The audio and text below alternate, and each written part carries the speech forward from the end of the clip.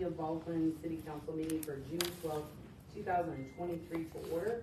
Can I ask everyone to stand for the invocation of the pledge? So Lord, thank you for allowing us to have the health and the drive to be here to discuss city business, Lord. We do have a lot of important and difficult things to discuss, and we ask that you guide us through that, and that you give us perspective and help us understand the things it is that we have to go through tonight. In Jesus' name we pray, amen. Amen. I pledge allegiance To the flag of the United States of America and to the republic for which it stands, one nation, under God, indivisible, with liberty and justice for all. All right. Make sure my phone is turned down. I apologize. Things in boxes. It dings in box all the time. Okay. So the first item on the agenda is the consent agenda. I did see a couple of emails come through about the approval of the minutes of council. Have any questions or anything? Everything good? All right, perfect.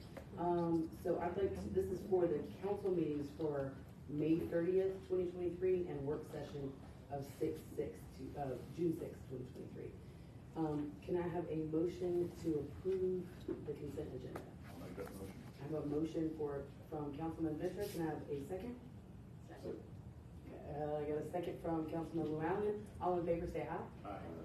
All right, approved unanimously.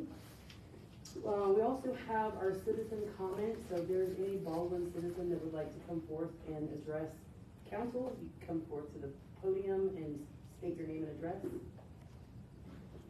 Okay, seeing no one come forward, we'll move right along. We have no public hearings, but we do have a report from our fire department with Chief Roy. Come forward, Chief. Good evening. Good evening. This is a very long report. I'll try to be quick. Up to that one. I do want to say one thing though. So normally, and this is due to y'all. Normally my positives would be a little bit like that, and then my negatives would be that much. But this time my negatives are about right there. So I want to thank you for that. Thanks, Chief. Thank you. That's great. Okay, so we're gonna start with positives. And some of the positives is the new fire truck we got. And the new quick response vehicle that's in service.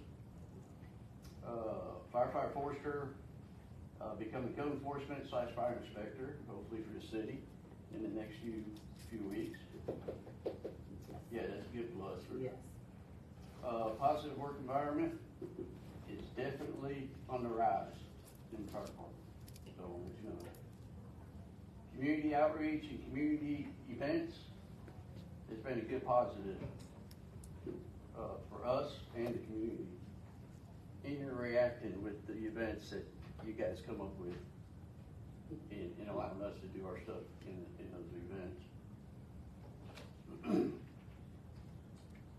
For training, Firefighter 2, we've got 10 Firefighter State Certified Firefighter 2 employees. We've got Fire Inspector, we've got 4 State Certified, will be 4, just 3 right now, but hopefully it'll be 4 here soon. Apparatus Operator, it's a very hard course to take, really tough test. We've got 10 State Certified Firefighters. The city's ability to allow other surrounding fire departments to do continuing education, hands-on training at the City of Baldwin's training complex. That's a great positive. The city ISO rating that we just went through. We didn't go down, but we maintained ourselves, and we got a little bit better. We didn't go backwards. To continue our working relationship with the city's police department. That's been a big one for us, and I think that things are going well. We're getting things done, and the guys are having a good time with these guys. So everything's good. Negatives: if if we don't get awarded the safer grant, will be a negative. And the safer grant is the one where we'll hire more firefighters. The uprise of fentanyl usage in our community. We are running so many overdoses. It is on a real rise. It's bad. Dilapidated buildings inside the city. That's a negative for us, if something was to happen in them. Hopefully with getting our code enforcement and online, that's gonna help tremendously. And that's it for negatives. Future goals. Yeah. How much money did you say I had? Okay, staffing, of course. Yeah. Forget the safe grant. The NFPA 1582 exams, physical exams, is phase 1 is scheduled for July 10th through 12th, and phase 2 is scheduled for July 31st through August 2nd. I brought the site map with me in case anybody had any kind of questions on what they actually look for, what kind of blood work they do. And I was just going over it with two of the guys over there, and they were like, oh my God. To continue to increase the fire department community outreach with city events, to win the safer grant, to win the firehouse subs grant we applied, new fire hose, to win the fireworks grant we applied for new SUVs, to win the Citizens and Fire Prevention FEMA grant that we haven't applied for yet, but it's coming up for firehouse safety trailer. To continue to be ahead of the growth of the city, providing excellent emergency services to our residents. The growth is growing fast, and we need to stay on top of it. And the only way we do it is with y'all's help. Thank God you've been there, and we're moving right along. To develop a sprinkler ordinance for the city. I'd like to get that started and try to do something on that. Also pass for sprinkler ordinance. And that's it. Anybody, any questions? Can you tell us about the sprinkler ordinance, please? Yeah. So the city doesn't have their own ordinance, so we fall under state right now. The NFPA code is what they're required, or what the state fire marshal requires. So basically, that's nursing homes, schools, daycares, has to be, depending on the size, sprinkled through the state fire marshal's office. But if the city wants a building to come in that's a large building to be sprinkled, that's where our city ordinance comes in. So Cornelia has a city sprinkle ordinance, Denver has sprinkle ordinance, Clarksville has sprinkle ordinance. So if something's built within the city, there's different kinds. So I'm gonna be throwing out you different ones, different ways to do it. It can be by the square footage of the building. It could be by the type of the building, how many floors.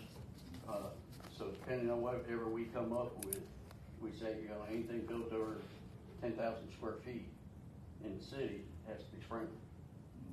Well, then anybody comes in and wants to build over 10,000 square foot, they have to put a sprinkler system. Is this not addressed in the minimum development standards? No, it's mostly, No, it is, like I said, the NFPA codes only hits what I said pretty much on fire marshal side, the state side. Anything else, they can come in and do whatever they want. If the state doesn't require it, now if a big amphitheater came in or something like that, the state would require it. But if that doesn't meet those needs of the state, then they can build whatever they want if we don't have our own sprinkler ordinance.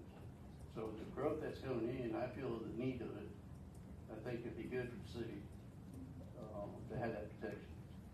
And it's good for them, even for the insurance. And plus ISO takes those buildings out of our equation. Remember me telling you how we had to do fire flows in different areas? Mm-hmm. If it's sprinkled, they don't even look at that building. They do that building individual for that building. If that makes sense. Yeah. So it doesn't hurt the city if it's sprinkled.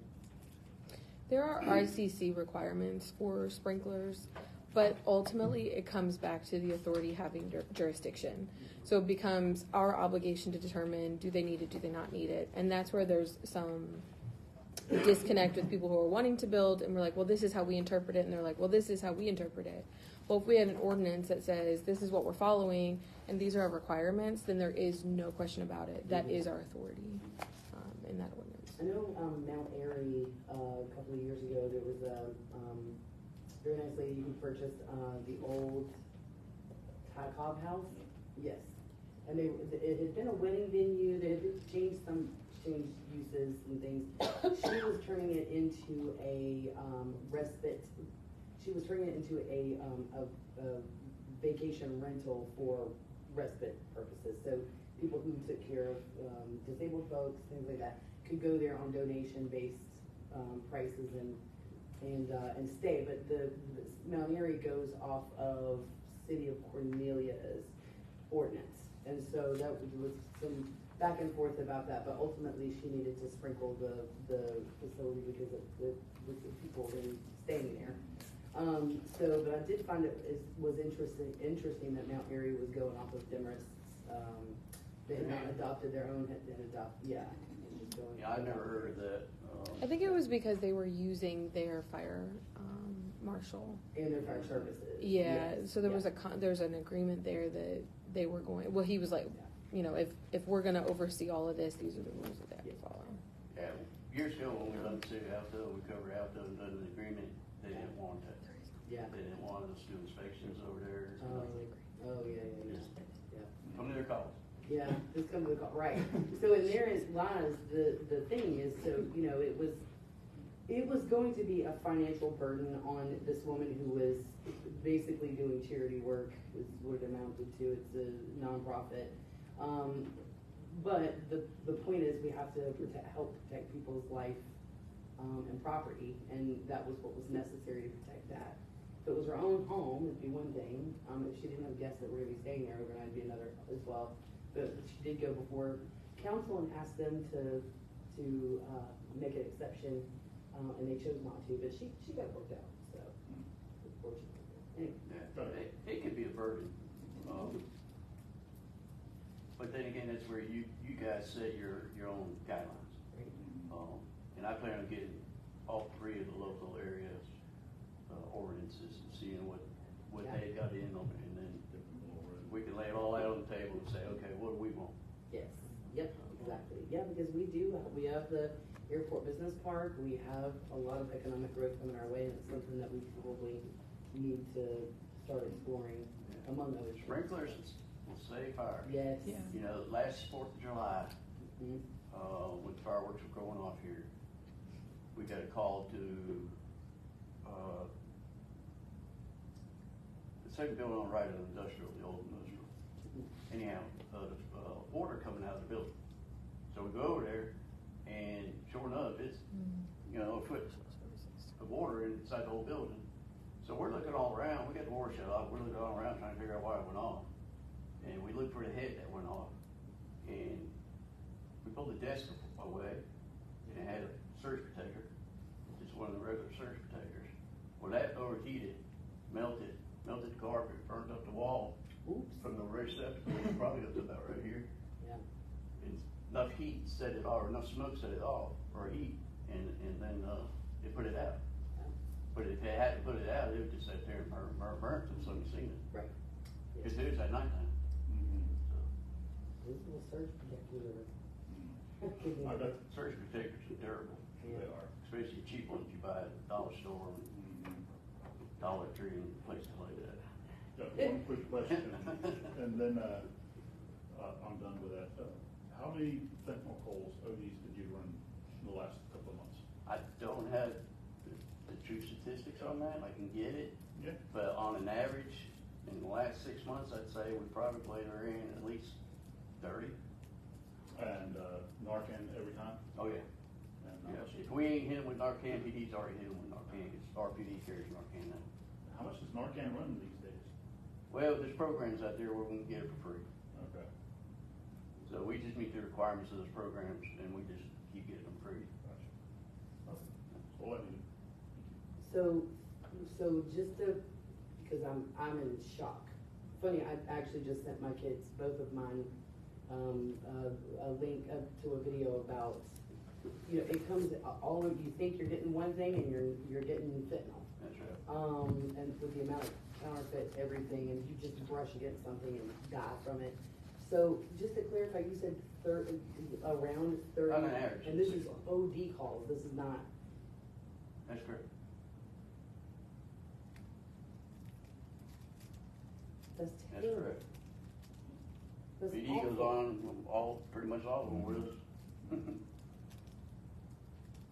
It is a big uprising. It's like you said, you know, the guys that are selling drugs, the better your drug is, the better you can push it and make money, right? Yeah, they would come So up if for you your lace stuff it- if you got the good stuff. If you lace it, it makes it better. Yeah, But if you take too much of it, yeah. there you are. That's where federals hit in, because they lace it up with fentanyl. Fentanyl is better, I guess, for their drug, whatever it is. So the video that I sent my kids was that the cartels, they're a big thing with cartels, but the manufacturing counterfeit pills, and they showed pictures of where they find these people making this garbage, and kids are thinking that they're getting Adderall and they're trying to stay up for a college test, and they hit somebody up on Snapchat. But where they made that pill, the counterfeit pill, because it's hard to get it from your doctor's gonna do their due diligence. And they're just a little, literally, I mean, it was just like, just dust that was a lethal amount of fentanyl could accidentally get put in this pill. And this college kid sitting in his dorm alone, takes this Adderall thinking he's gonna be up all night and praying for his test, and they find him the next day, gone. And It's and happening so everywhere. I mean- that's it, that's so easy. Businesses, it's happening. I really, truly, oh man, the goosebumps that I get when I say this, I really, truly feel that God dropped Nikos off at our door here. Mhm. So, cause that's really scary. My kids are good, they're not perfect, but who knows what our kids are doing? And they just go get something innocent, trying to stay up for a test, That's right. or, you know, I'm having trouble sleeping, and somebody's like, oh, I got something, and they're dead, they're gone. And it's hard to stop these people, the cartels. You know, They're everywhere. Let me say this, there's probably, out of the 30, I'd say probably 10 of them. You know, we do have nursing homes more than anybody else. Yeah. And there's a lot of people between these nursing homes. Some of them do overdose on some of the medicines that are given to them, Sure. but 60% of it is drug related. Yeah. Good people only welcome involvement. And so, you know, I'm really proud that we have Nikos and that we've got a fantastic police department, fantastic fire department, and thank you all. And this is your tax dollars at work, folks. There's a lot of things that people don't know, just going about their daily business and what it takes to run a municipal government well, effectively. And, thank you, Chief. Thank you. Okay, so, moving right along.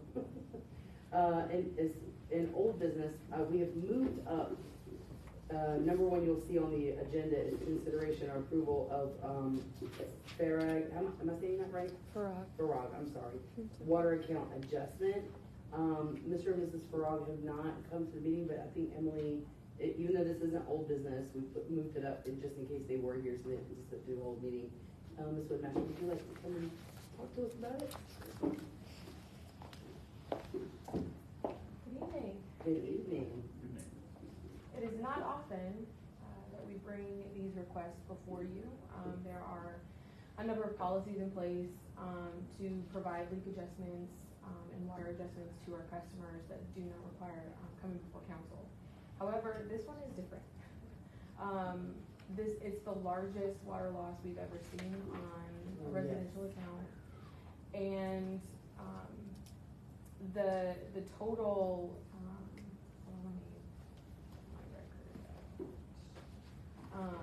The total that she currently owes is just over $30,000. That's the impact. This residence, is outside the city. They're only on water. And, just to give you a little bit of the backstory, this started in December when the Great Freeze happened, and so many of our citizens experienced water leaks for the first time, during that week, during Christmas week. And she was no exception. That happened. She used about 150,000 gallons, in those 4 days, or 130,000 gallons in those 4 or 5 days. So when she got her bill, she was surprised, which in this instance, we read our meters a month behind. So when you get, or we bill out a month after we've taken a reading. So, we went out June 3rd to get our readings for the month, but that bill isn't going to arrive to the customer until July. So if there's a leak on that bill, that leak has been there now for however long the leak happened on that bill, and then the following month. So during our due diligence in processing our bill run, we typically go through and find anything that is high usage. I mean, we're putting our eyes on every single account. But in this case, it was during the Great Freeze. We still went out and did a black box and saw that there was a leak out there. It was during that Great Freeze, so a lot of people experienced it. We tried to let the entire community know, like, check your water. If your water got cut off, that's why, because we were trying to find water leaks. I mean, the whole county was trying to conserve water during that week. And so she did have a leak, and in February she called because she got her bill, and that first bill was over $2,000. She has never had a bill like that because she doesn't live there full time. And her and her husband, they live outside, I want to say in Duluth maybe. Yeah, they live Could be a little somewhere farther, outside. farther away. And this is just a vacation home for them. And so she didn't know, she wouldn't have seen any water. However, when we went out there, we let her know, hey, you have a leak. So they fixed that break. Well, again, we bill a month behind. So at that point, she had received another bill. With high usage, we went back out, we black boxed it, and the leak had stopped. She called somebody to have it fixed. The leak had stopped, so we were going to give it another month. This is standard process to make sure that everything is okay, the bill is okay, because we only authorize one leak adjustment annually. So we didn't want to give her a leak adjustment and then the next bill also had the water leak on it, and we couldn't adjust that, so we were waiting a month. Well, during that month, another leak happened. So this one, in this instance, in February, we prevented her account from penalties and from disconnect. That is what we do when somebody's investigating a leak and waiting for that leak adjustment. So the leak reoccurred, so by the time she got the next bill, it was another $10,000 bill. And we did another black box. We let her know that she had a leak.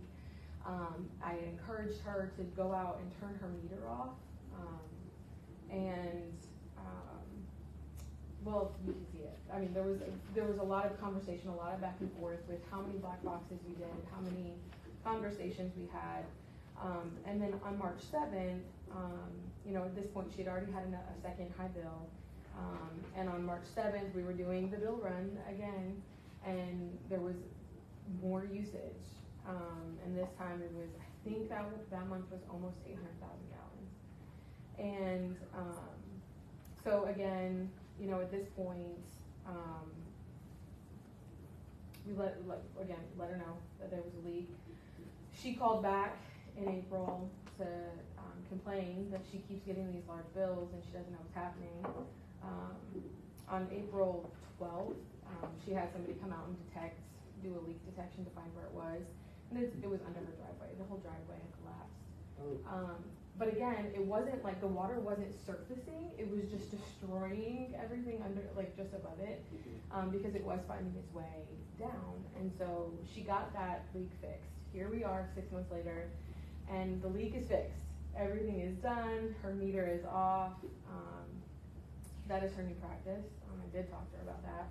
And she does want to just keep it off when she's not there, so that this doesn't happen again. Yeah.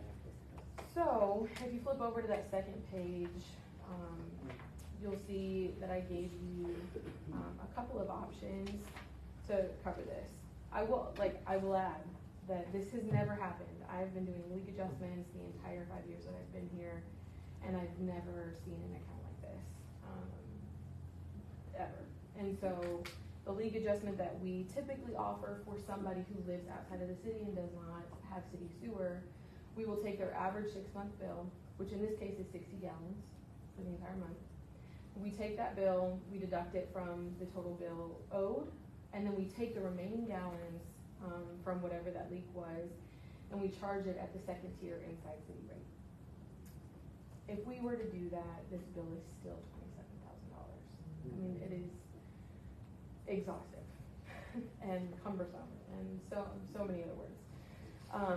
So I am coming to you all tonight to find out what you would like for us to do. This is way above my threshold as your city administrator. I did give you 3 options on that second pick on page 3 of your packet tonight.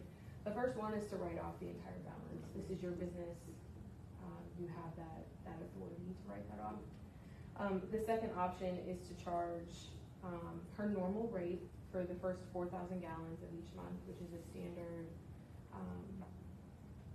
an average customer bill, not her average bill, right? Her average bill, again, is only 60 gallons. So to take those first 4,000 gallons and charge it at the first tier and outside city rate, which is $10.27 per thousand, which is a total of $164.32, and then reduce the remaining gallons of 1.5 million to $2.70 per thousand. This rate, again, there's nothing for me to go on, so this rate is pulled from our wholesale agreement with the city of Denver. That is how much we would charge them if we do that. And so that total cost is $4,069.31, and then I recommend reducing it by the $200 that she's already put towards her account during these leaks. The third option is to reduce the total gallons by 782,000 gallons from where we failed to turn off the meter. And the reason I say this is because on March 7th, when we went out there and did a third black box sit and determined that there was another water leak, and it had already used 466,000 gallons, we should have turned the water off. Yeah, I agree. And we didn't. So there's a little hiccup here, again, because this has never happened. 99.9% of the time, our meter readers, our public works employees do not have the authority to go out and just cut somebody off. There has to be some type of authorization from either Cindy or myself to do that. And on March 7th, when we got that black box back, there should have been a, hey, go out there and turn that meter off. Yes. Go out there and cut it.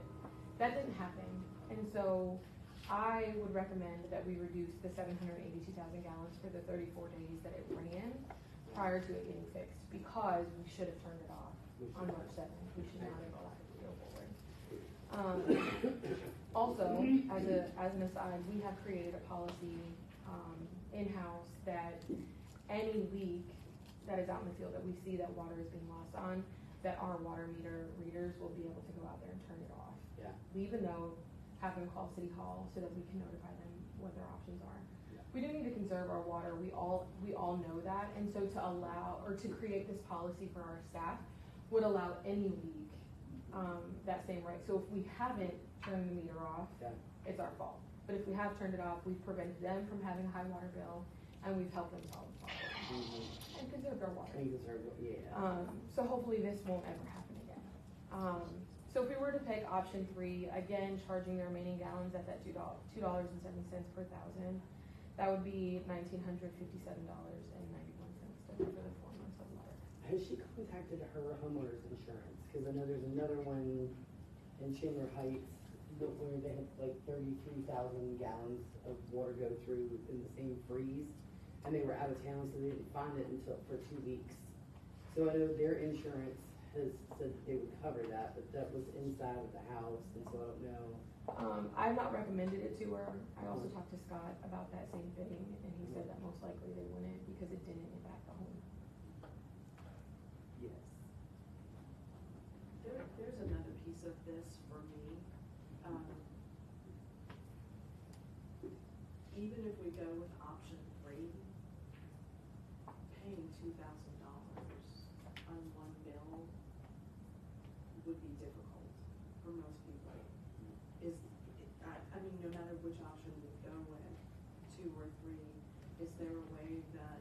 if it would help them, could they pay this over a couple of months? Yeah, I mean, that is how most customers that can't afford it at one time, we have a payment agreement option. Okay.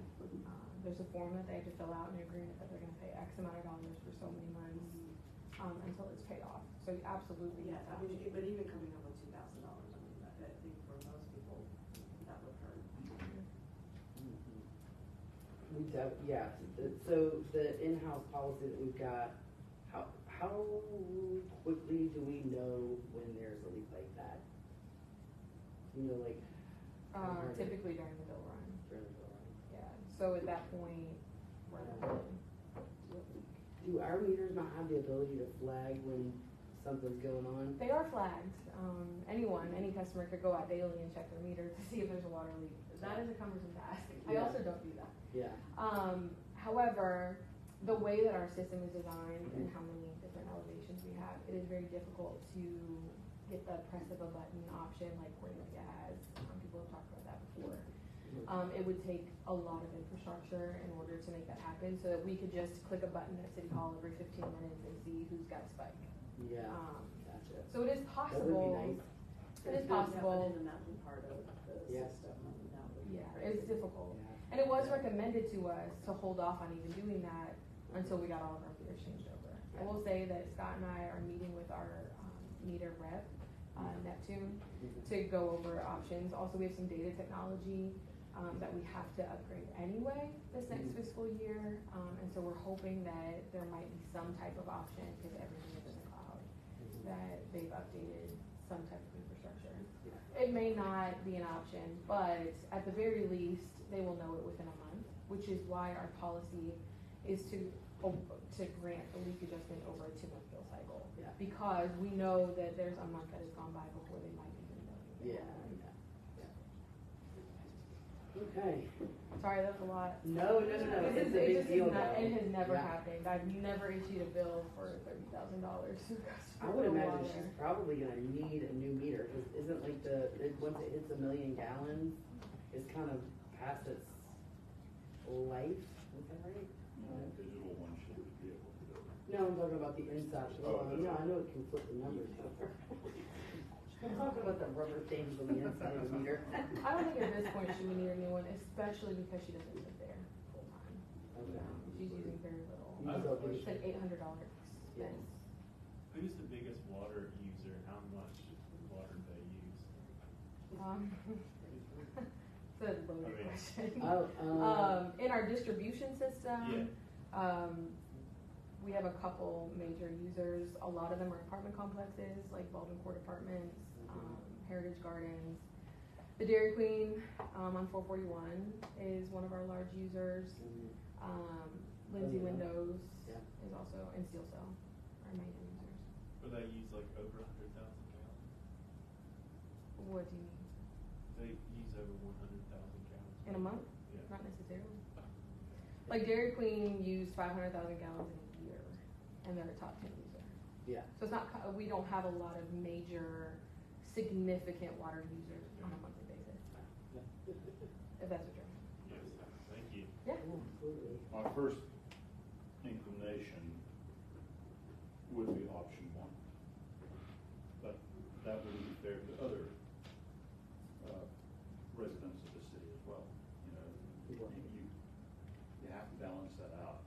If we could work with the Farage family, I assume, and figure out what's going on, and how we can go about option 3, that would be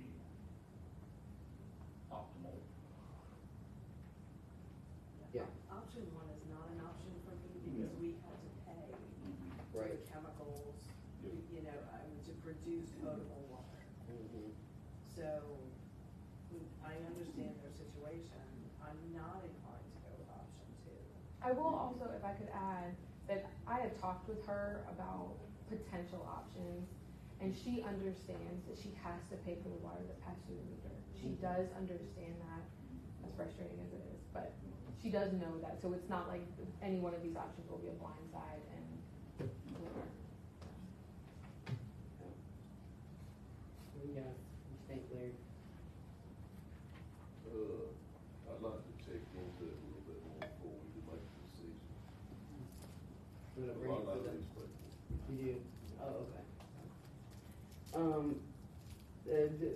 something that we could, it's something we could do to the end of the month, right?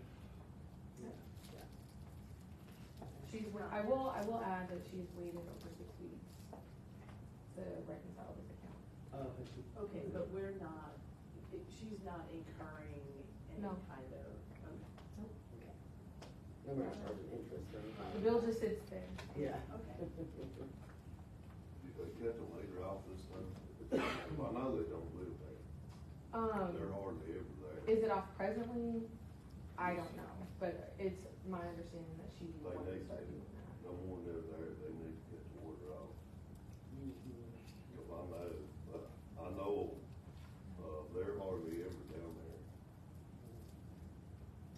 And that's a good, you know, just in practicing real estate, you know, I sell homes to a lot of people that have, buy second homes and are there a lot.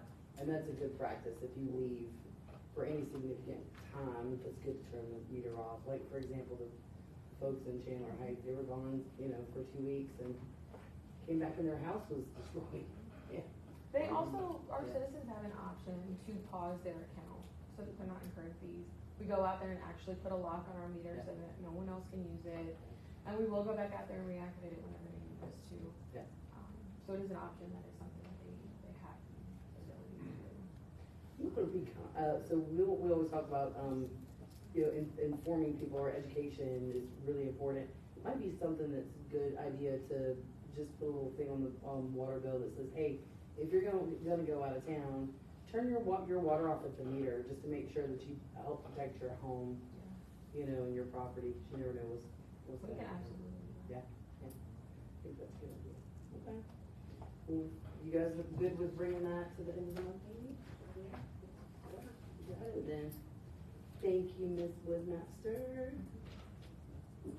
Okay, so moving along, number 2, consideration approval of second reading of the Habersham County Development Authority annexation request and ordinance.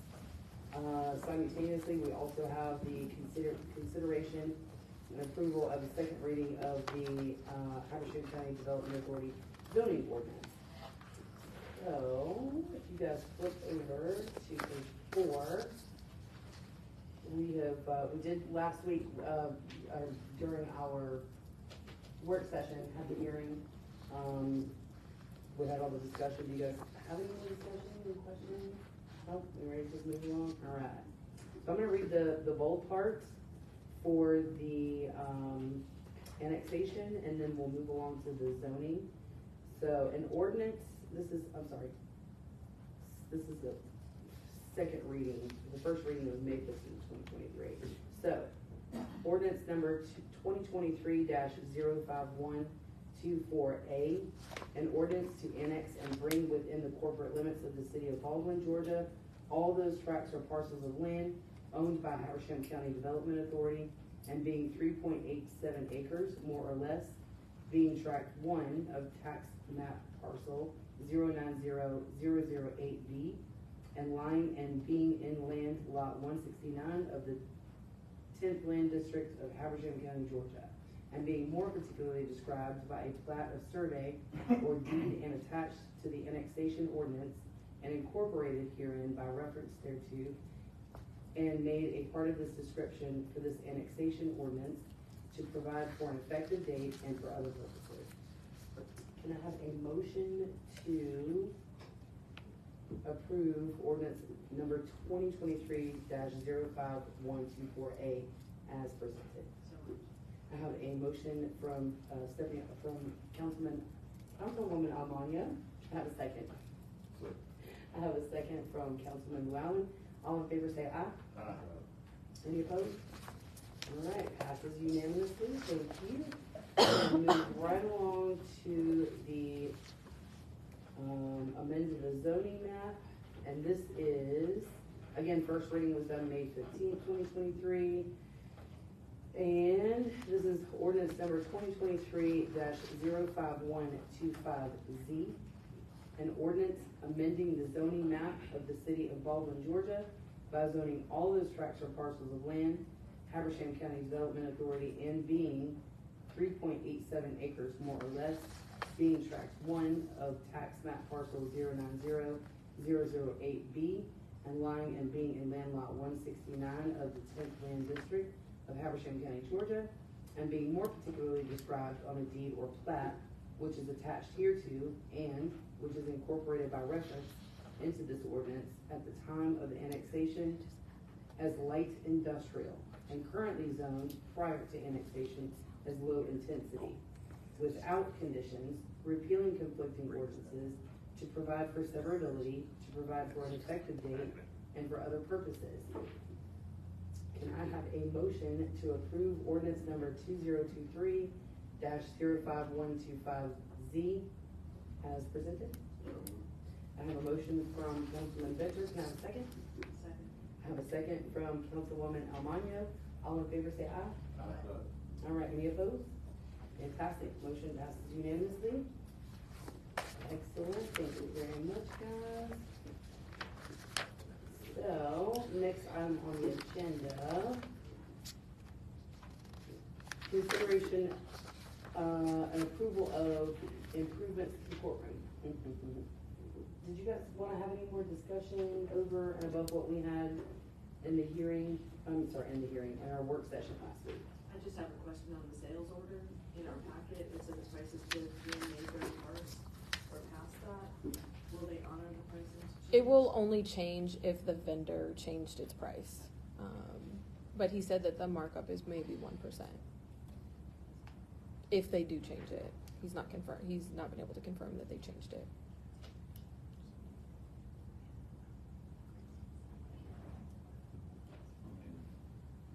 At that price, we could maybe put a limit on it.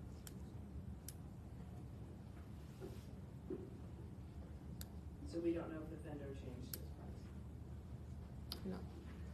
I put it not to exceed 7,800 or something like that.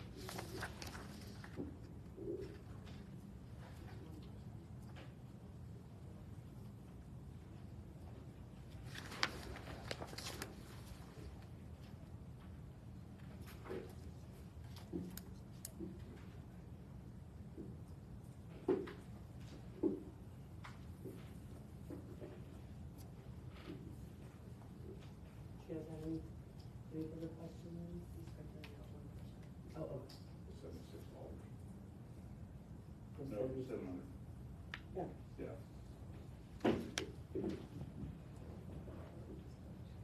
Not to exceed 7,800.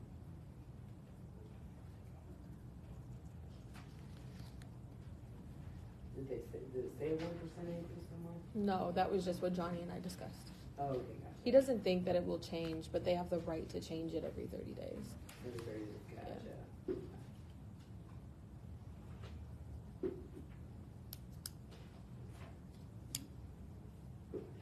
IKEA. Maybe we should go on IKEA's website and see what they're selling next year. I'm not Probably not the subjecting- same quality. I've looked. I'm not subjecting folks. That's just- We have to put them together ourselves, so. They're already getting fined, they don't need to pay that. Oh, okay. That's, right, yeah, no. So you guys wanna put like a little bit of, like a not to exceed as a little bit of a contingency? So.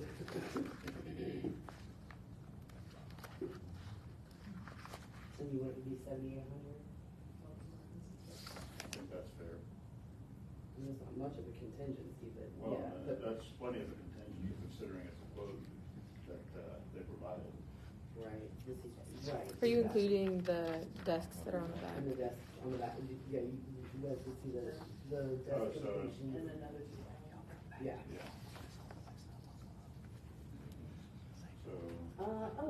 So, he said the vendor, okay, now I see what you're saying, for Yeah. your office products, okay.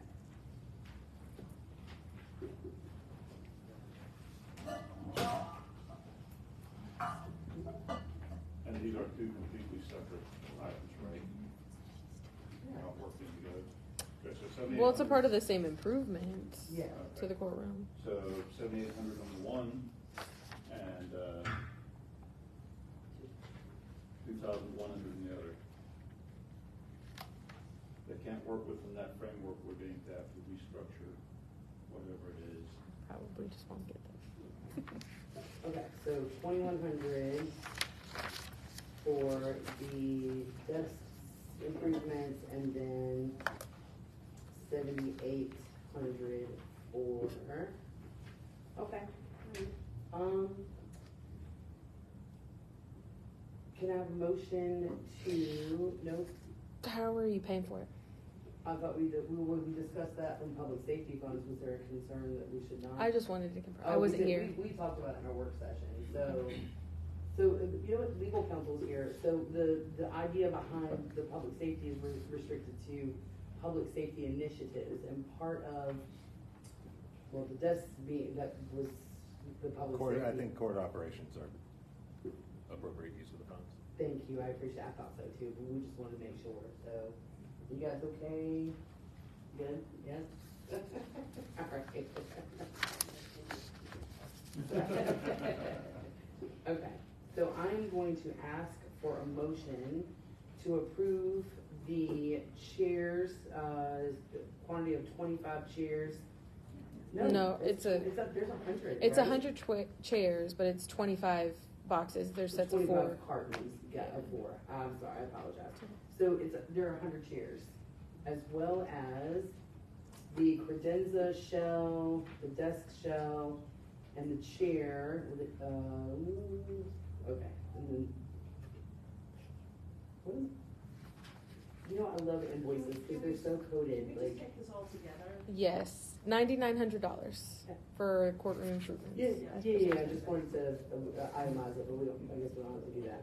Okay, so I'll ask for a motion for $9,100, not to exceed $9,100. 99. I promise I can do math, okay? Council is my pride. Changing things up, I mean, golly. I'm just kidding. Okay, so I'd like to ask for a motion and for a not to exceed of $9,900 for the courtroom improvements as presented. I'll make that motion. I have a motion from Councilman Venture. Can I have a second? Second. Okay, I got a second from Councilman Llewellyn. All in favor, say aye. All right, any opposed? Nope, okay.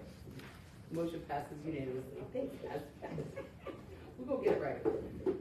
Okay, so let's see. So that was approved. Consideration, so number 5, consideration and approval of Justice 1 read-only contracts.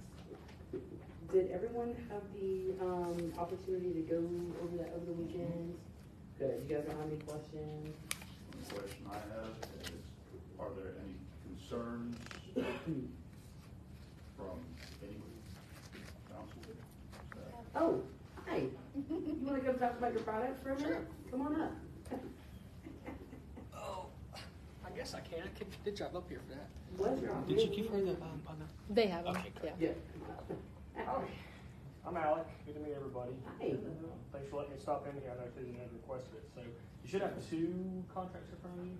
2 quotes. One that's got draft and one that's for, so it's read only, and there's something else for the court as well. So I know you guys are talking about budgets. Most of this, as bluntly as I can put it, because I'm a cop and I don't know how else to talk, is there's no reason not to. It's going to save you money. As of right now, you're paying for 2 softwares.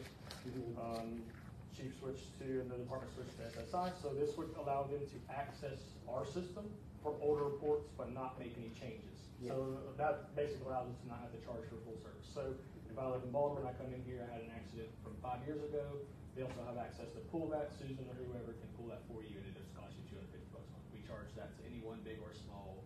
There's no sales for us. It's just a matter of protection, so that you technically have access to the system. It just helps protect the company. And then the other one would be for the changes, since there would be no longer a need for RMS software, you would go to court-only software, which is addition that she was asking for, which is the benefit of the court is, it's Azure hosting. So it basically allows us to have the cloud. So rather than her driving 30 minutes from home in the middle of the night if someone needs to get out of jail, that's just one of the many benefits, but she can work from anywhere. That means I don't have to take a sick day, I can work from home and knock out what I need to knock out. I could go on and on about Azure. The cloud server-based solutions are going away, which is why RMS lets cloud-based software. It can only benefit her if it takes faster. We can locally install updates. She doesn't have to call us and do updates like that. So and that relatively is cheap as well. This contract that you presented here is $2 more on price violations, but somewhere in the ballpark of maybe $1,500 or less monthly. Anywhere. The biggest key difference I want to make sure you guys do understand is you didn't have a minimum before. All that would be placed is there's a monthly minimum of $1,000. So all that means is it puts protection in our place, but your average was still far well over what this was. If you were still with us today, at the $20 per violation, you're tracking to be paying maybe $27 to $28. So it's still substantially low. It just builds in protection for the company. Long before I came to work here, I was still a cop before I went during COVID. This company had no security blanket. So for a year, that court didn't get ran in the state. My company went from the #1 court provider to no one's paying anyone for a year, which is no one's fault. The state said don't run court, but our billing comes from courts. So luckily, a company that's been around for 26 years and provides court to 330 people was able to stay afloat, but there was a handshake agreement. Now everything is, we put a little bit of verbiage in place to where if the worst comes to worst, if the entire police department quits tomorrow, which is not gonna happen, you still use our service, we still pay for the service, much like They everything better else. not drag them back in here.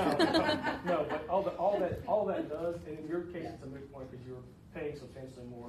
Now, I have to explain this in places where you all need to pay more. It's like, oh, here's why. You guys will be paying less regardless. All this does is help us build a security blanket. Gotcha. Other than that, the addition of Azure can only help. It only helps us as well. So if Susan puts in support tickets or court clerk puts in things for help and needs help, we can do all that ourselves. So she could actually not even be here. We can log in if we need to. We have the permission if you give it to us, and she goes. She can send in something and say, I can't get in at 2 in the morning. We can just, our 24-hour service can log in real quick and knock it out. That's great. It's as a salesman, I don't have to sell it. It's like, here's a sheet. It makes things faster. It's more secure, and it gets you off of a local-based server. So in case power goes out, anything that doesn't matter, you can log in on a hotspot and do your job. So it's very, very beneficial for her to do that. But again, what you got to care about the budget you will be saving, probably somewhere in the realm of $1,500 a month. As of right now, as much as I do love free money, thank you, I would rather go back to the taxpayers and you guys can save some money by switching to that read-only. So the read-only is good for as long as you need it. I think they had asked about 2 years up with an ability for 3. We can do it for the foreseeable future until someone tells me we can't do it, but we'll give you that access for a long one. And the benefit of the read-only would be, I'm not sure what SSI, the company that you guys went to, data conversions can get pretty pricey and they're not 100% because it's data, you're pulling data. God made man imperfect and perfect man made software, therefore it's imperfect. I don't know what their success rate is. I know ours is like 96%. Theirs is probably similar. It's very likely no matter if they converted your data or not at whatever price you would lose something. As of right now, the security blanket of you guys is it's a very cheap bill compared to probably what it is to convert it, and it's 100% willing to be there no matter what. And then making that move to cloud hosting would then protect her court, similar as it would to law enforcement. So pretty bare bones as far as for me, it saves you money and it makes everything better.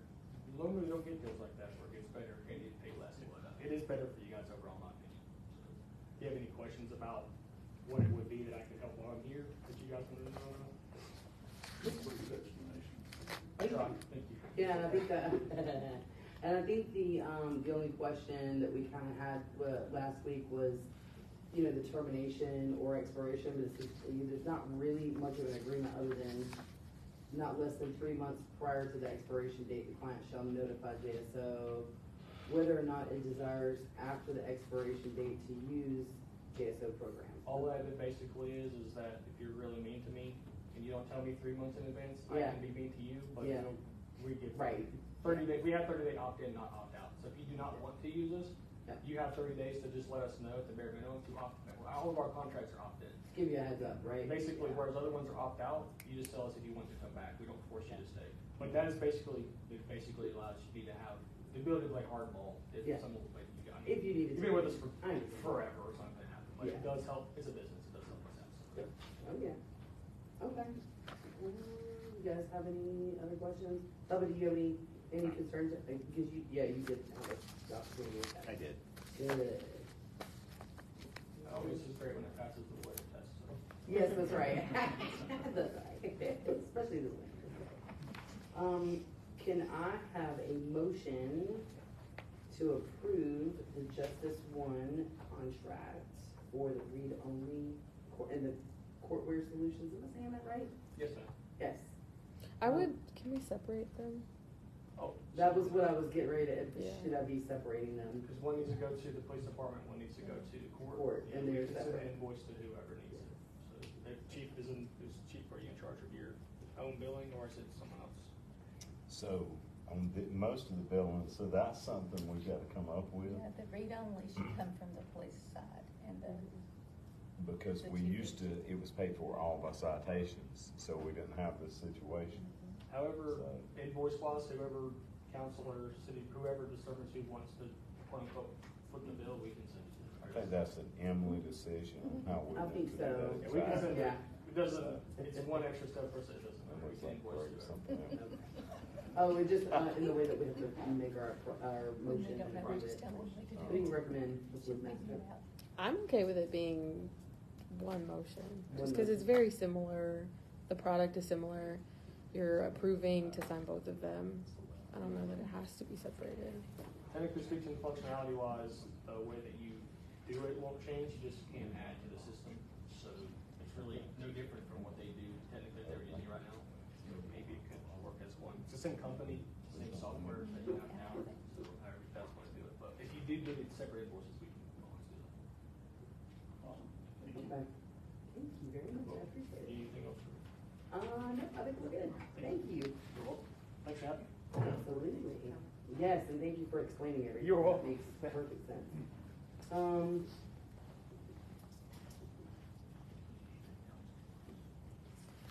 Okay. Can I have a motion to approve the Justice One and Courtwear Solutions, Inc. Vendor network and data agreement, as well as the non-exclusive license agreement for the same, as presented? I got a motion from Councilwoman Almaño, can I have a second? We got a second from Councilman Llewellyn, all in favor say aye. Aye. All right, any opposed? Motion passes unanimously. Thanks, guys. Pick that one out of my brain. Okay.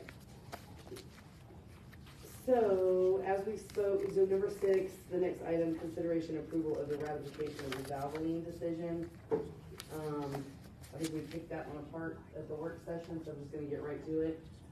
Can I have a motion to approve the ratification of the Valvoline decision? I got a motion from Councilman Ayers. Can I have a second? I'll second it. Second from Councilman Venter. All in favor say aye. Aye. All right, any opposed? Chevrolet can do no wrong after this weekend. Chevrolet can do no wrong. Okay, so motion approved unanimously. Okay, now we can get down to the new business. We've got consideration, approval of the for the memorandum of understanding. Is that right? Good, all right. For the fire truck. Chief Moore, did anybody have any questions or anything? You guys have to read the information. Do you want Chief to come and explain anything about it? I think it was pretty straightforward, so we can just move on. Thanks, Chief. Okay, can I have a motion? Yes. Yeah. Are you okay with this? Okay. Thank you.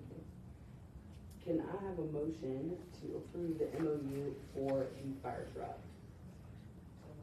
I got a motion from Councilwoman Almaño. Can I have a second? Second? A second from Councilman Ayers. All in favor say aye. Aye. All right, any opposed? All right, passes unanimous. So, okay, now let's get down to the meat. We've got consideration and approval of our fiscal year 2024 budget. Did anybody bring some whiskey? Just kidding. I'm just kidding. Okay, so we need to, Ms. Woodmaster, you wanna come and talk about the budget with us? Sure. The budget you have before you is the budget. I'm just kidding. Right? Here it is. Yeah, no kidding. All right. All right. I tried to condense it as much as I could. Mm. We didn't have 1,017 pages. I did number the pages as well, from 1 to 16. You don't have 3 different sets with 3 different systems. Okay. My apologies. So based on our conversations at the town hall meeting early last month, I went through and made the changes that we discussed, which I'll explain in just a second. But I also had a follow-up meeting with department heads. One of the decisions, or one of the recommendations that we brought forward to council to help reconcile the deficit was to put a freeze on certain positions, as well as freezing the cost of living increase that we were proposing for all of our departments in the general fund. Well, our department heads, most specifically Chief Lori, he asked if we could get together and try to find a way to reduce the budget in a different way so that we didn't have to compromise that increase. And they did that. They hashed it out. We hashed it out. I really couldn't cancel anything in mine though, so I feel bad because general M was what it was. So it's and it has been it's done without for quite a while. So I feel bad, but I will say that the others really stepped up. Susan, Chief Roy, and Chief Jones all really got down to the nitty-gritty with their numbers and tried to find a way to do that. So on page 1, as far as revenue goes, you'll see that I have increased the alcohol beverage tax by $20,000. This is with the anticipation of the liquor store coming online. I reached out to Cornelia, Clarksville, and the city or town of Mount Airy to see what kind of excise tax they were receiving from their liquor stores. I did not hear back from Clarksville, but I did hear back from Cornelia and Mount Airy, and without getting too far into it, for the sake of time, I feel comfortable adding 20,000. That's great. Okay.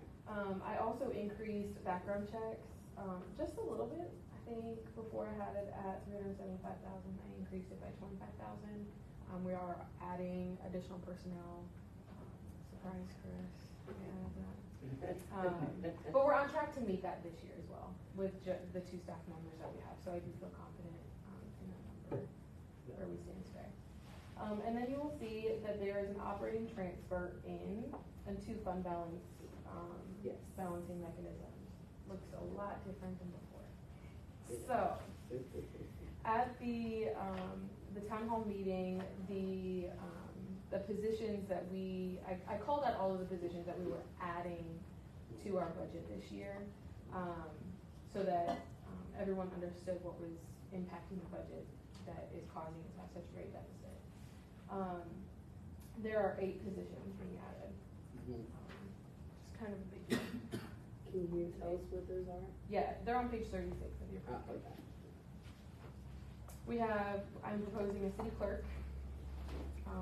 The court clerk assistant, we currently have a part-time court clerk assistant, but with the increase in our court volume, we're proposing to make her a full-time employee.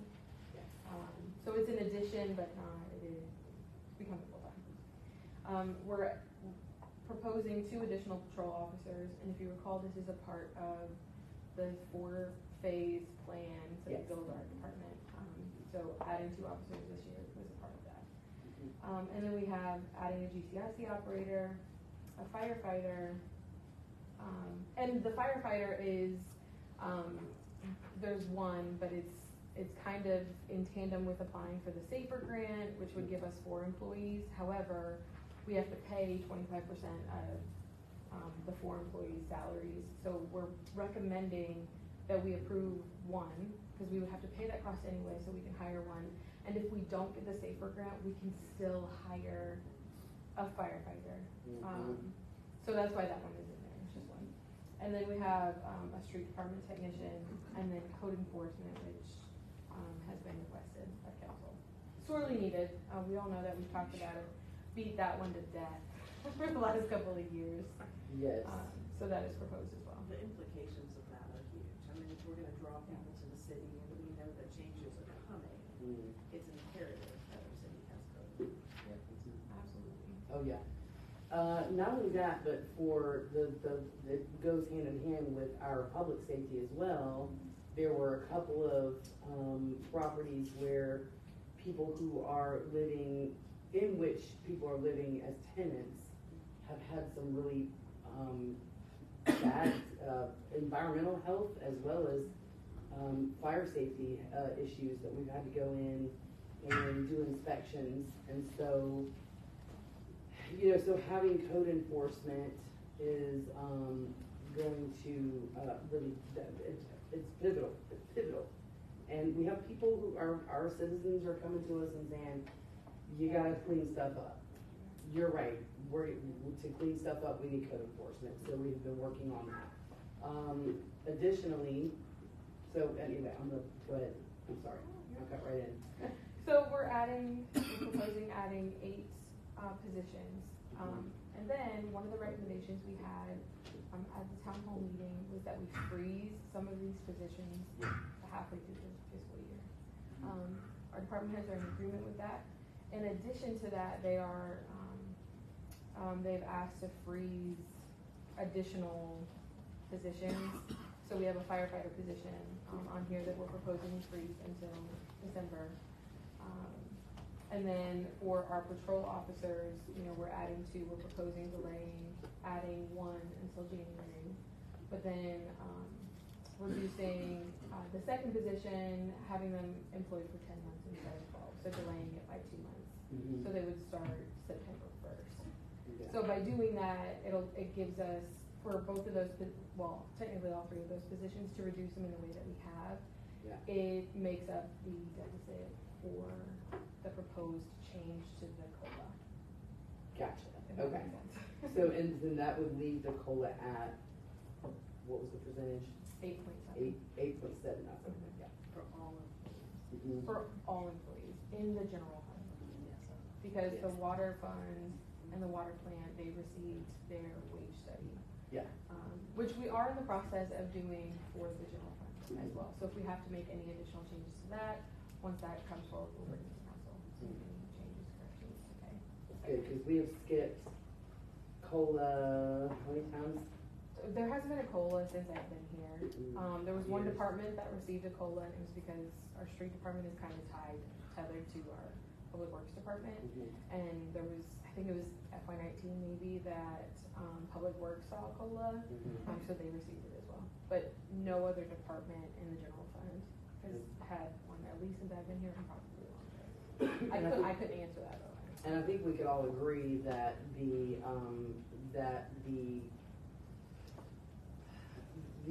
economy and what things cost with inflation is a way different story than 2019 was. Way different story. So even prior to that, we really hadn't done very much in the way of cost of living raises, which I think is just basic. You know, we're expecting loyal, well-performing employees to stick with us. Everybody else is doing what they're supposed to do in improving, in correcting salaries where they should be. We just sort of sat stagnant, and we didn't do that. So we're having to catch up for it now, but I'm really thankful that our department heads have, fantastic of course, and have found a way to make that happen. So that means that means the world to me. Well, you know, we have talked in the 4 years I've been on council about being an employer that cares about Right. its employees. Chief Roy just told us tonight about all of the state certified folks that he has. We have to acknowledge that. I mean, your people are committing to us, and I think we need to commit back. I mean, we have said over and over again how Baldwin is different from other municipalities in the county. You said tonight we had more nursing homes than anybody else. 2 highways, train, airport, you know, it goes on and on. What the fire and police folks do for us is incredible. It's unconscionable not to offer a COLA when our public safety folks are committing themselves to a unique situation. And we need to be that unique employer to match their talent. I'll add that the 8.7 number is not arbitrary. I did not pull it out of the air. Right. That number, that's what the federal government issued to Social Security. That was their number. In addition, once the general fund wage study is fully complete, once it's complete, Yeah. One of the recommendations in the wage study for the enterprise fund, which will be mimicked in the general fund, is to base your COLA on the CPI. And so going forward, every year we will be looking at the CPI when it comes to issuing COLAs. Instead of it just being like, hey, this is the number we're gonna pick this year, it's gonna be 2% or whatever, it's actually gonna have a foundation and some support behind it. Which I think that's, that's simply the right way to do it, instead of just, oh, I think we should do this, or I think we should do that. You know, there needs to be reasons and a foundation. But it's not that arbitrary, I mean, it's what we Yeah. can afford. That too. It's not But that drawing the arbitrary. comparison, yeah. But it would be nice to be able to tell the general public, you know, Yeah. we base it on this, and then we look at what the budget actually is, so. Right, right, you have to be able to, But thank you for acknowledging that it was neither arbitrary nor capricious this time, so. thank you, yeah. Okay, so the three, I'm sorry, one more about the positions, so there's a city clerk on here, yes. which is not a new position, is a new position, sort of. We've had sort of melded positions. We But morphed hers when- in 5, yeah. When do you see that person coming on? I haven't talked to this person to know if they're going to accept it as of today. But the anticipation will be within the month of July. Oh, in the month of July. Yeah, I can't guarantee, I haven't spoken with them, to know if they can come as soon as July 1st, but. Yeah, but, well, I mean, that's, Yeah. that doesn't give their employer any time, so, you know. But that might be another little bit of cost savings, like say they Sure. start August 1. And I don't wanna offer that position until the budget is approved. Sure, of course, of course. I won't extend an offer until the end of the month anyway. And to give the public an idea of how important this position is, because we agree code enforcement is also important. Ms. Woodmaster started off as our city clerk, and a couple of years ago, and she graciously accepted and took the bull by the horns.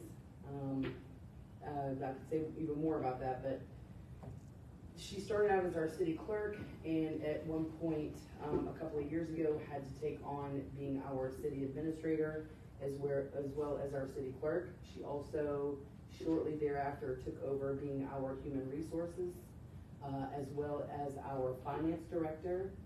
And there are so many others that, we'll just say she does 5 or 6 individual people's jobs.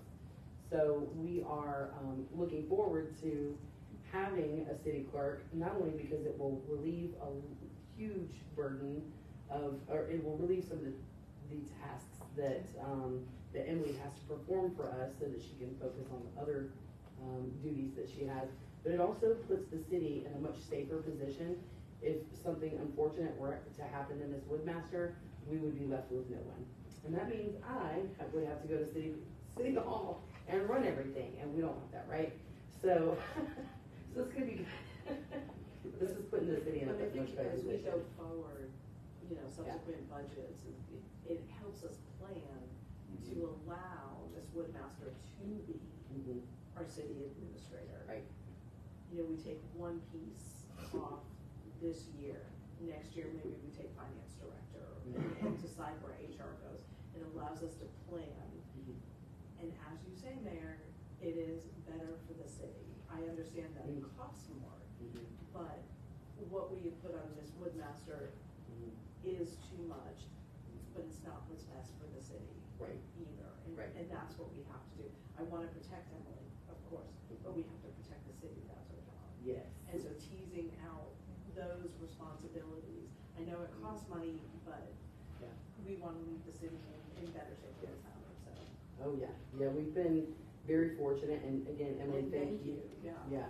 Thank you for being willing at the city clerk's salary to take on 500 positions and keep us in line, right? So we appreciate that.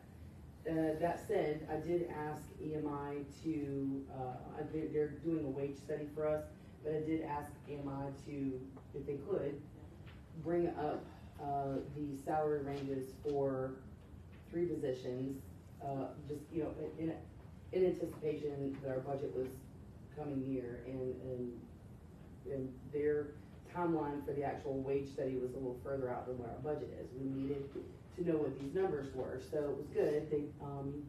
They did that part of the wage study and got it back to us in time, so we were able to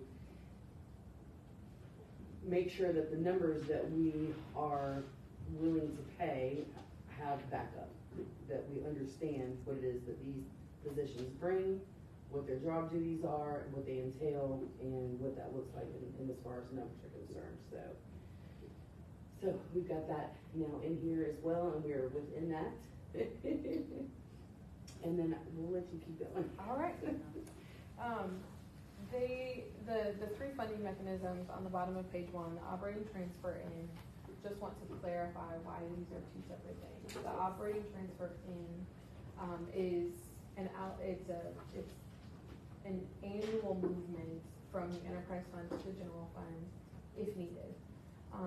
So this isn't money that's stored away, it's money that's being earned in that fiscal year, and it's a part of the enterprise's budget to move that money over to the general fund. Okay, so that's the operating transfer in. The fund balance is money that we have saved that has been unassigned by the end of an audit. So real quick, if you flip back over to page 36 where those positions are listed, I wanted you guys to see what cash on hand looks like for the city, because this is a big decision. We have $150,000 coming from the general fund and $483,000 coming from the enterprise fund to balance this year's budget. So. You said 36, right? Yeah. Okay, gotcha. You see it in Yep. the middle of red. I found it, thank you. So if you look at the very top, the recommendation from GFOA, Department of Audit, and County, all of them recommend having 2 to 3 months of cash on hand. Ideally 3 to 6 months, but smaller governments 2 to 3. And in this case, if you look at that first section where it says FY24 proposed expenses, this is based on the budget that you're looking at. The monthly average for the general fund is $301,000. So to have 2 months cash on hand is $602, and 3 months is $904. Same thing for the enterprise fund. That proposed expenditure again is directly from that budget that you're looking at. And as of FY22, you'll see what those fund balances were. This is the audited number. So for the general fund, it was 1.2 million, and for the enterprise fund, it was 1.1. For FY23, there are some changes here. For the general fund, you'll see that it goes down just slightly, $27,096. This is based on what I am anticipating to close out of the fiscal year, what we may need to draw from fund balance. If you recall, if you want to look back over at page 1, you'll see that the balancing funding mechanism for the FY23 budget was $79,000 from the general fund. And I'm only anticipating needing 27,000, and that may change, but at this point, So 2 weeks away from the 27 end of the fiscal year. Right, so the 27,096 would be deducted from the 79,74. Yes. Yeah, yeah. Okay. And then for the enterprise fund, this is after the operating transfer of $150,000. So the budget called for $200,000. Mhm. I am anticipating only needing $150,000. And once that is complete, I anticipate adding $100,000 to the fund balance for FY23. So that would put our anticipated fund balance at 1.23 for the enterprise fund. Okay. And then for FY24, this is what the enterprise the general fund and the enterprise fund balance will, wait a second. That increased. It's supposed to go the other way. I'm sorry. It added, I didn't catch that. So the 1.3, for FY '24 should really be, 1,000,002. So you're reducing the 150 from that 1.196. I gotcha. I will get you those new numbers. I am not sure how I to still catch want that. that, yeah, yeah. And then the enterprise fund, will go down to, just over 800,000. I am so sorry. I didn't catch that. So the enterprise fund, it's gonna go from 1.23 million, you're gonna take that number and deduct the 482,000 from that. Okay, from 23's, no, from 23's enterprise fund, Oh, Yes. okay. 483,065. Yeah, so I believe it's like 880,000. Okay. The reason that I wanted to pull that out is so that you could see that we would still have, 2 months cash on hand for both the general fund and the enterprise fund, throughout the fiscal year with that reduction. Oops.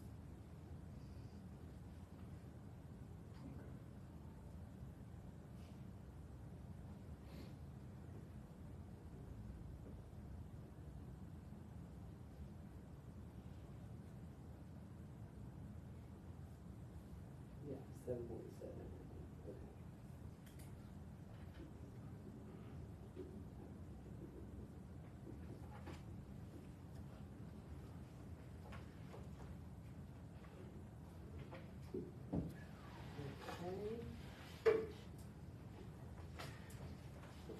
I know I threw you guys off with those numbers. Well, No, no, I no. yeah, apologize. No, but it's easy to make it. it makes perfect sense to me now that I got the numbers squared away.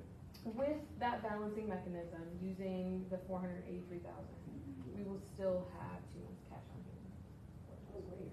That, yes, that is good. why I produced all of this and Yeah. the numbers Okay. did not work out. Okay, that's great, so we'll still have 2 months cash on For hand. both the enterprise and the general. And the general fund. Well, I would love to have 3 months. Yeah. 2 months is also okay. Yeah, but to balance it out, we can make up for it later, yeah, Yeah, I mean, it's growing. yeah, We'll get there. we got it. Okay.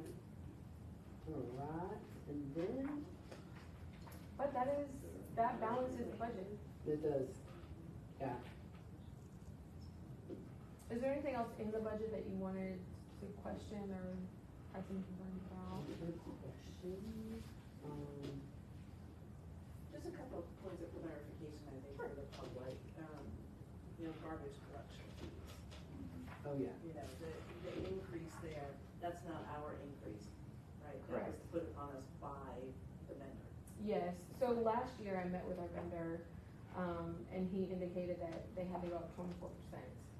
And we worked it out so that we did 12% this fiscal year and then 12% the following fiscal year, which is FY '24. So we spread it out over 2 years instead of absorbing it all at one time. Yeah. It's huge. It is, absolutely. I also, from the town hall meeting to now, I did not add the lease payment for the admin vehicle. So that is now in the budget as well. Okay. And that it wasn't, I mean, technically it was in there because it was in the water fund, not the general fund, but now it's in the general fund. So, so next steps, we have to have a hearing, but we can have that hearing the same day for the budget, right? And then we can have the hearing the same day that we choose, which would be end of the month. We can vote after the hearing, is that right? Awesome, okay.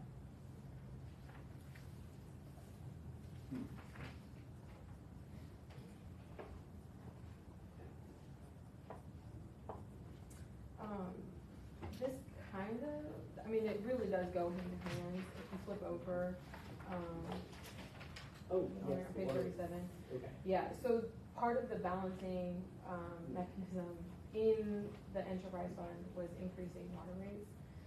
We are required to review our water and sewer rates annually for our debt service. Mhm. So we currently have a bond for water and sewer, as well as three GFA loans that we're paying on. So all of that debt service included has to be considered.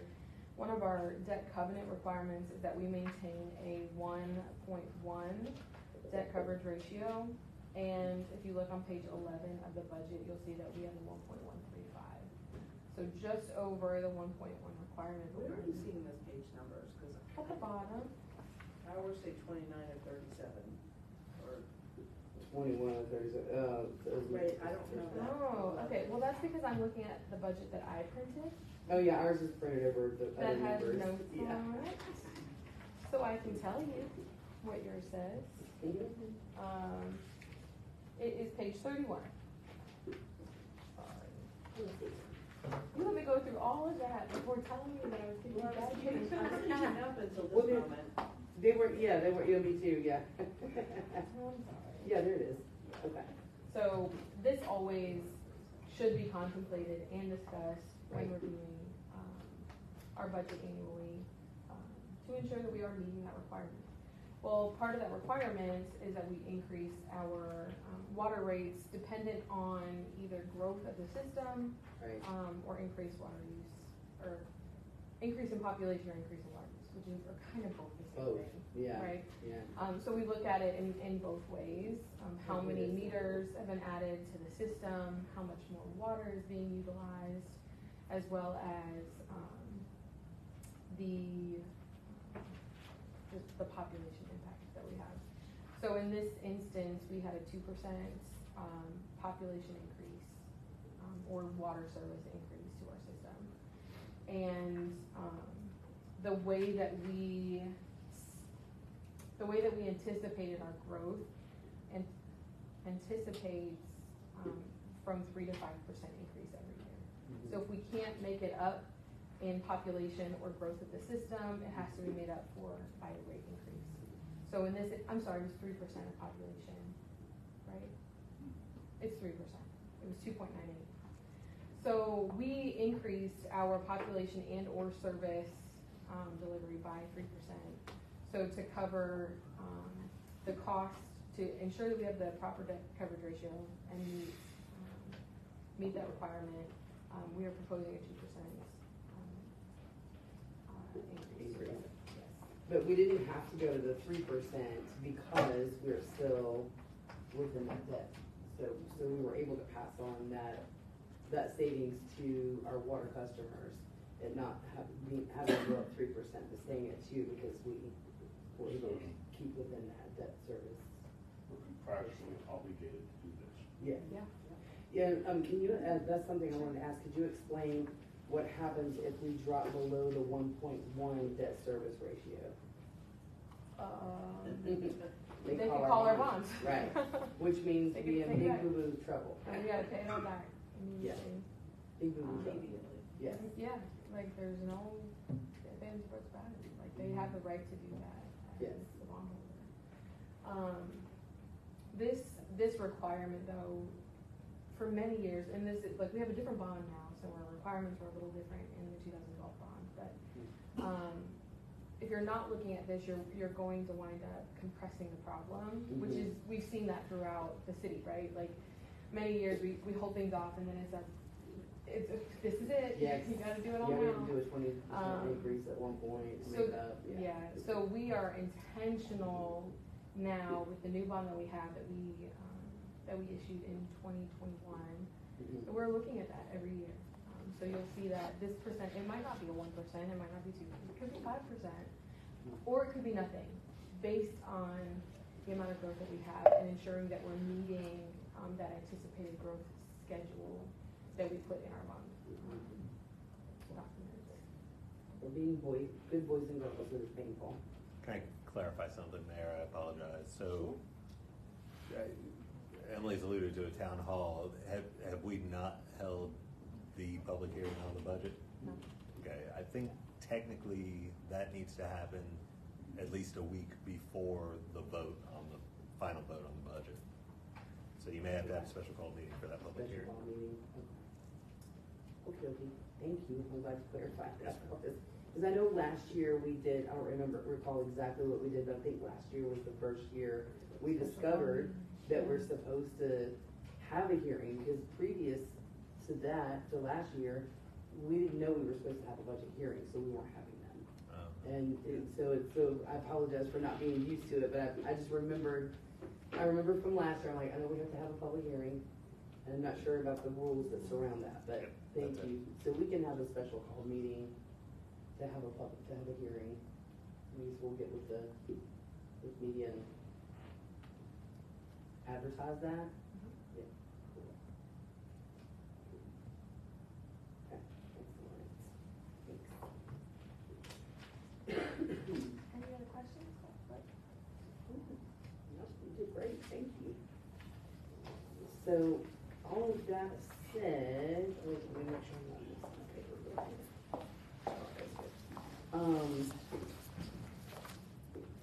Kind of dovetailing into the budget, we know that part of this budget is also, right, that Ms. Woodmaster has been making $65,000 from doing 5 people's jobs. Just put my papers right here, guys. And so we realize that, and she has also, in the spirit of making sure, as a true leader, that everyone else is taken care of before she is taken care of, she has gone this 3 years at this $65,000 salary doing 5 or 6 people's jobs. So, to address that, we did, as a part of that wage study, we asked what a chief administrative officer would be paid. So you've got a low range, a mid range, and a top of the line range. And I'm missing something. It's not. Oh, okay. I didn't have, And I apologize, I assumed you had it. It's okay. And I've emailed it to everyone, and I've also. He's got a copy. We can make You got a copies. copy? Fantastic. Thank you. Yes, please. So, I'm sorry, I emailed it to you like It's okay. 15 seconds before we were supposed to be No, here I at the just meeting. saw it. Yeah, sorry. It's okay. It is completely unacceptable. But I'm gonna go ahead and bring up the wage study, because I think that that's important. Ms. Woodmaster did come to us with an ask. We asked our, as a part of that whole thing, as our wage study, to do a little bit faster for those 3 positions. Those positions are, I know my eyes are good, let's see, here we are. Who's a chief administrative officer, Yes, finance, yes. HR, director, and city clerk? So it was supposed to be, yes, you're correct, it was supposed to be 4 positions, however, oftentimes finance director and human resources are included as just one position, they kind of cover both of those things. So in the categories, there are 3, chief administrative officer, finance and human resources, and then a city clerk. So minimum pay for chief administrative officer in a city with similar population and services and departments, minimum is $85,000. We don't even pay her the minimum. Yes. The midpoint is $106,250, and the maximum is $130,000. We also did a little bit of research on our own, calling around and finding out Demorest pays their new city manager at $104,000. Cornelia, their city manager is at $131,000 and some change. So we wanted to bring Emily up to what she's supposed to be properly paid for the work that she does for the city, as well as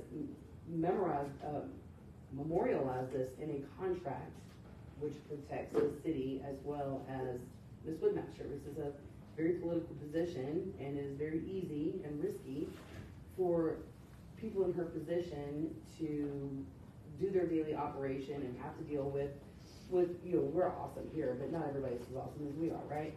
So unfortunately, that causes problems for people in Ms. Woodmaster's position. Thank you, Chief, I appreciate it. Thank you. And something as small as a newspaper article can absolutely ruin someone in their position. So contracts are a good thing. We did learn from our previous experience with a city administrator and contracts. So instead of having a 4-year contract, we're looking at a 1 year that gets reviewed every year. It's up for renewal. Because we can't bind future councils. Because we can't bind future councils, right? And that's a problem. So we worked very hard, and our city attorney also worked very diligently to help us to come up with a reasonable contract. And it's pretty straightforward. Instead of being this thick, it's only 7 pages. It's in plain language. It's easy for folks to understand. The proposal is for $104,000 base salary.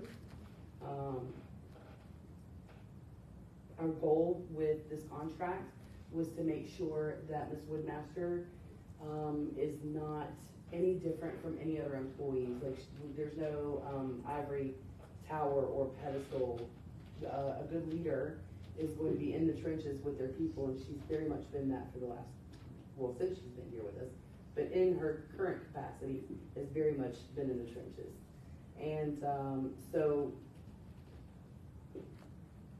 that said, there are no special circumstances, no special retirement, this fund or that fund. She gets an employee vehicle just like our public safety, as well as our public works departments all have vehicles that they need to use to be able to get and get to us when they're not on the clock. So they're on call all the time.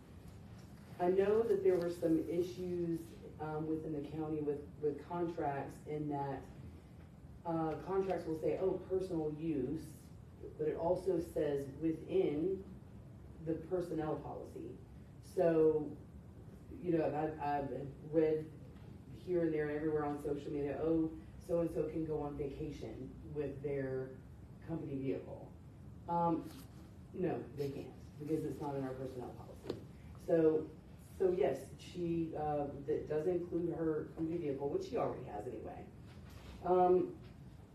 No different than other employees as far as annual sick leave accrual, healthcare and benefits and insurance. There's no crazy retirement plans that isn't available to our other employees. It also provides for notice of termination. So the city knows that we have to, you know, give 60-day notice before the contract comes up for renewal if we don't intend to renew. That way, Ms. Woodmaster has enough notice to go find another job. That's what that's there for. But she also has to give the city notice as well. There is a provision for severance pay, which is commensurate with most other cities and the way that they do that. No different there as well. She also will have annual work performance evaluations from council and mayor that will make sure that she is providing for the city efficiently and to the city's liking, and for any coaching opportunities, which sometimes happen. And then also, let's see, that's pretty much it. You know, the city also pays for some bonding and training and things like that that are required for her position, and also to keep her up to date and running the city professionally. So that's pretty much it. That are currently being provided. Currently, yes. There's nothing new being added to that yet. Right, it's just, right, it's things that are already. Right, it's just writing it in. Yes, exactly. So, I would like for council to have a look over this, between now and our end of the month meeting. I did email you guys a copy of it. We can get you a hard copy if you need to, but I want you guys to make sure that everything's good. Bubba did review it, Emily also reviewed it, and everything seems to be good as far as that's concerned. We do have backup with the wage study, and there, I apologize, there's also, because Ms. Woodmaster came to us and said, okay, guys, now I'm up to where this is it. So I'm doing all of these.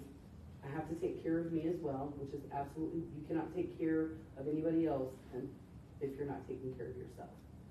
It always sounds weird when people hear that, but the truth of the matter is that you can't drink from an empty cup, right? You or pour from an empty cup, rather. So she came to us and said, this is what I feel like I'm worth. These are the terms that I would like to have. We negotiated that out. We got the pay study back, but we said, look, we'll look at a supplemental that will pay you what this would be if it's approved from, what was that, March? Was it March? There was a date in March when she came to us to the end of the fiscal year, which is June 31st. So that amount was $12,283.83. And I think that council has also talked about it, and we think that is very much deserved. So just for the, in the spirit of transparency and making sure that Facebook posts don't get made about Emily having golden toilets, and that she's going to be driving to South America in a city vehicle, we wanted to present all of this in an open meeting. I see you guys. You know what I'm talking about, don't you? Yes. So right. So to prevent all of that, because you know I'll be on Facebook fighting about it. We want to make sure that everyone knows, but also, like I said, we don't want to vote on this tonight unless council is ready to. You guys are the boss.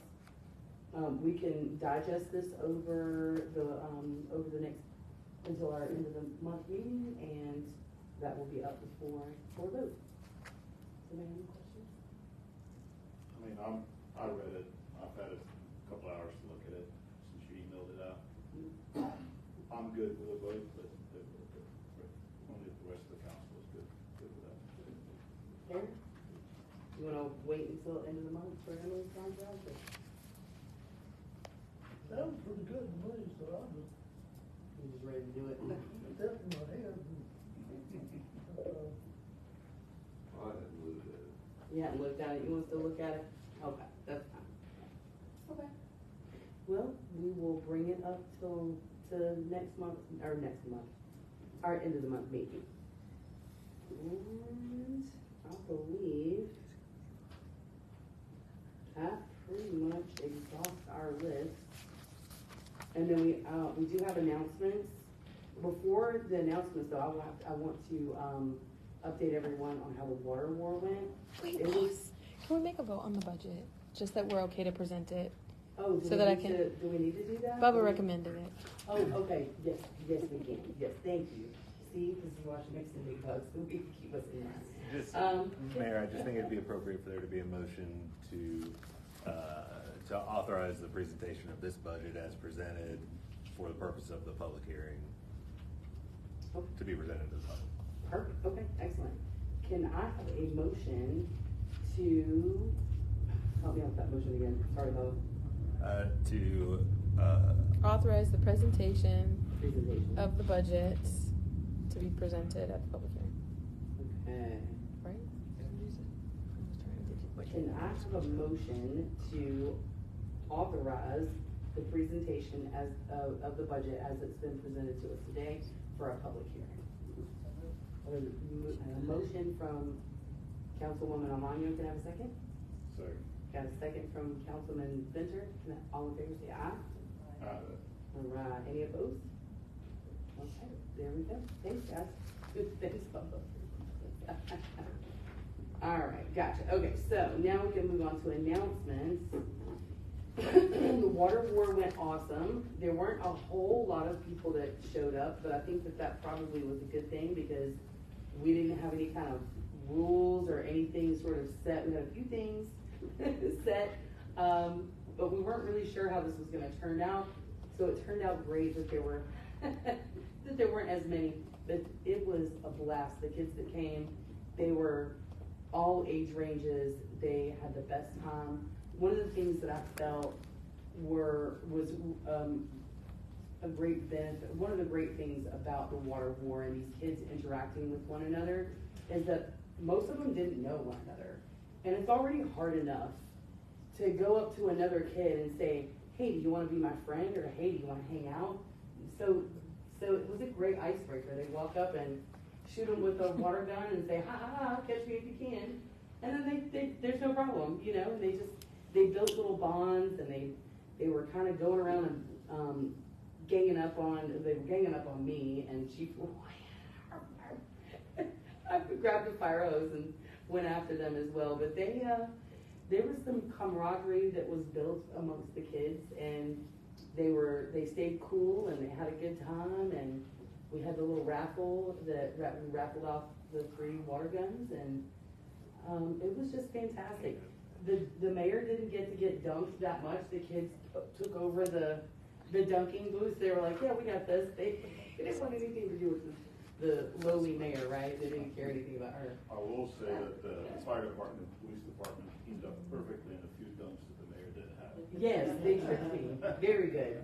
Lita got me. I had no idea. No. I had no idea. So I was drawing up water in our little water plunger, trying to get the ones that were trying to get me with the balls, and our officer came around and went boink, and I went down, and that was awesome. So we had a great time, and I'm really looking forward to that increasing in time, because I think that was something that is free for the kids to do in the southern end of the county. It's really hard for parents to get the money together to do things and keep kids out of the house and off of Snapchat, where they're buying fentanyl. So, you know, there was somebody that was complaining about the water guns, and I'm like, oh, well, they were not on Snapchat buying fentanyl, so they were having a good time. Anyway, so, okay, I just wanted to say that, and I really appreciate all of our employees that stepped up. You guys always do that without us even having to ask. Aaron, thank you. You set that up perfectly. You got the proclamation in there. You did all of that. And you don't get anything extra for that effort that you put in, and I really appreciate it. Our firefighters and our police officers were out there setting everything up too and breaking everything down. Thank you. So that said, I'll move on to our announcements. The Piedmont Library System pop-up rolling library will be set up at the Farmers Market in Baldwin from 11 a.m. to 12 p.m. every Friday through the end of July. We encourage all of our residents to come and check out or return books. This is available to anyone with a Pines Library card. Cards can be issued on site for those that do not currently have one. Additionally, those attending the pop-up rolling library with children will also receive food bags courtesy of the Food Bank of Northeast Georgia. City offices will be closed Monday, June 19th in observance of Juneteenth. And the City of Baldwin picnic will be Saturday, July 1st, starting at 5 p.m. We invite our residents to join us at the Farmers Market for a free cookout with lawn games to show our appreciation. Bring your picnic blankets and lawn chairs, and make sure you stay for the fireworks finale, which is going to be a 25-minute fireworks display. Consistent. Huh? Consistent 25 minutes, consistent. Which really needs to be like 30 minutes, right? No, the fireworks will be consistent. Oh. 25 minutes. Oh, I got you. No break. I'm gonna warn everybody with dogs that this is gonna happen. I hope they're going on vacation. And it's close enough to July 1st that typically people are aware of that. And my dogs are amongst those that have to be put up. Mine don't run from fireworks, they run for them. I might let them just go. Don't come back. They're so bad. They're like, we gotta kill the boom booms. So I'm really excited about that. So it's not really a 4th of July, but it's around 4th of July celebration. Our friends and sister city over in the city of Demarest They do a fantastic 4th of July celebration, so not to take away from that. But it is a picnic thing where we want our community to be able to come together and grill out and play games and build our community. So we're looking forward to it. And thanks to the donation of sponsors, it's at no charge to our residents. Yes. So that's another thing that is so fantastic is that we have a lot of partners and businesses and wonderful people that donate to the city that makes this a possibility for the city of Baldwin that is not a burden on our taxpayers. So, right, and we have quite a few. We need to deal with great, yeah, they really are. So. All right. Any other announcements? Yeah, one more announcement. I'd like to congratulate Miss Woodmaster on becoming a CBIOG certified public manager. This is extraordinary. This is 300 hours of training plus a capstone. This is a serious program. We asked her to do this in addition to all of her responsibilities. She said yes. She did it gracefully. Her capstone was something that was beneficial to the city. And what day did you graduate? May 25th. 25th. We were able to watch her graduation ceremony. She got a hug from the bulldog, and but thank you for doing that. I mean, of course, that's important to your career, but it also benefits our city and the citizens. So thank you very much for accepting that challenge and completing it. Was a challenge. It was my honor. I'm glad I did it. 300 hours. I mean, when you think about that, and travel time to and from the courses. I mean, you were able to make great connections with other managers around the state, but this is something that will benefit you always in your career, but it will benefit us as long as you're with us. So thank you for doing that.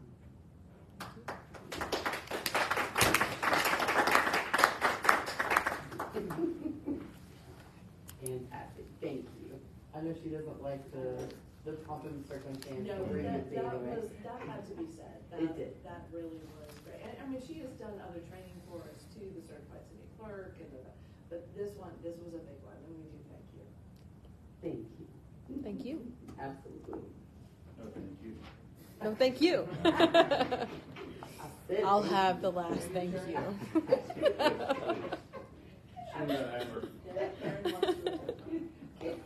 Can I have a motion to adjourn?